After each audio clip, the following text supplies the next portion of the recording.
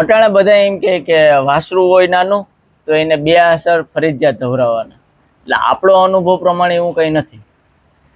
વાછડું ને 2 આસર ધવરાવાય એવું નથી. ગાયને દૂધ કેટલું છે ને એની ઉપર નક્કી કરવાનું આપણે છે કે વાછડું ને કેટલું આપણે ધવરાવવું પડશે. હવે આપણી ગાયને દૂધ 3 લીટર હોય ને તમે 2 આસરમાં 1.5 લીટર ધવરાવશો તો આ થોડું ધરાઈ જાય, આ ભીખું જ રહેવાનું છે. એની સામે આપણી ગાયને 10 લીટર દૂધ હોય ને તમે એને 2 આસર આપી દેશો તો 5 લીટરમાં આને વધી જાય, એની કેપેસિટી પ્રમાણે વધી જાય, તો એને ઓછું કરવું પડશે આપણે.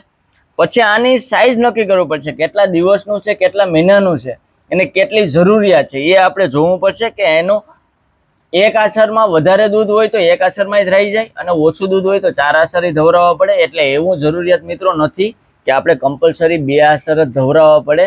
ગાયનું દૂધ નક્કી કરવું પડશે આપણે.